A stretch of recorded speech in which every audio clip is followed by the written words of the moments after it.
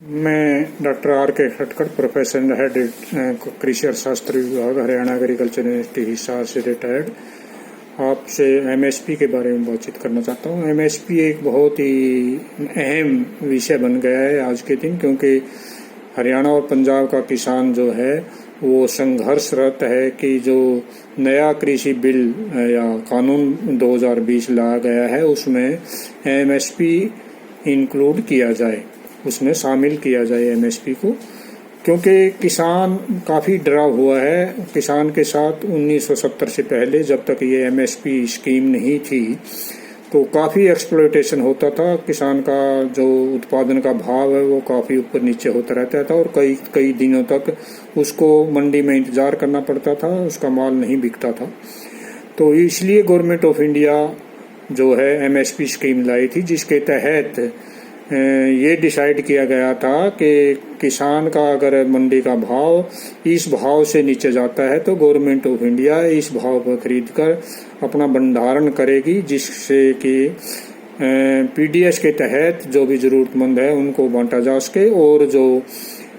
भी महंगाई है, महंगाई दर पर भी काबू किया जा सके। तो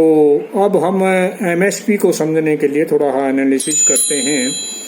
एमएसपी जो है अगर देखा जाए 1970 में किसान को गेहूं का एमएसपी 71 रुपये प्रति क्विंटल मिला और 2020-21 में जो गवर्नमेंट ऑफ इंडिया ने एमएसपी अनाउंस किया है वो 1925 रुपये प्रति क्विंटल निर्धारित किया है। तो अगर इसकी बढ़ोतरी देखें तो किसान की जो भाव है वो गेहूं का भाव केवल मात्र 27 गुना बढ़ा है, जबकि दूसरे क्षेत्र में अगर हम देखें आमदनी तो ज़्यादातर में 100 गुना, कईयों में तो 100 गुना से भी ज़्यादा आमदनी 50 साल के इस पीरियड में, 50 साल के समय में या इस 50 साल के अंतराल में बढ़ी है, जबकि किसान की भाव है जो सिर्फ 27 गुना बढ़ा है। और इसी तरह अगर हम जो है धान का भाव भी देखें तो धान का भाव जो है 1985 के मुकाबले 2016-17 33 साल का जो अंतराल है इस दौरान केवल 10.7 गुना ही बढ़ा है। तो ये देखा जाए तो किसान का भाव काफ़ी कम बढ़ा है। और अगर हम इसका पूरा एनालिसिस देखें, पूरा लेखा जोखा देखें, किसान की लागत और किसान को जो भाव मिला है वो गवर्नमेंट ऑफ इंडिया का पब्लिश डाटा के हिसाब से ही हम ले लेते हैं। अगर 2005-06 का डाटा 2010-11 का डाटा अगर हम देखते हैं,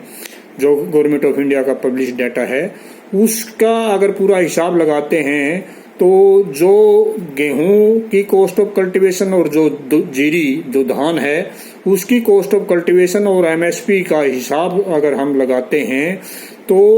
साल भर में किसान को 2010-11 में 2 हेक्टेयर के किसान को या 5 एकड़ के किसान को केवल मात्र जो है 77,788 रुपये की बचत होती है, अगर जो भी उसकी उत्पादन से आमदनी होती है उसमें से जो गवर्नमेंट ने फार्मूला इजाद किया है स्वामीनाथन रिपोर्ट के नाम पर A2+FL जो है वो कोस्ट अगर घटाते हैं तो उसको 77,788 रुपये एक साल के बचते हैं। ये लगा लो को उसकी जो हर महीने आमदन है वो 6482 रुपये ही बनती है। और इसी तरह अगर हम 2015-16 का डाटा देखें जो कि गवर्नमेंट ऑफ इंडिया का पब्लिश डाटा है, उसका अगर हम लागत और जो भी किसान को भाव मिला है एमएसपी उसका हिसाब लगाएं तो 2 हेक्टेयर यानी 5 एकड़ के किसान को, हरियाणा के किसान को 1,15,820 रुपये ही उसको बचत होती है 5 एकड़ के किसान को साल भर में, जो कि अगर हम उसका प्रति माह का हिसाब लगाएं तो 9,652 रुपये प्रति माह ही उसकी आमदनी है एक परिवार की 5 एकड़ के किसान की या 2 हेक्टेयर के किसान की।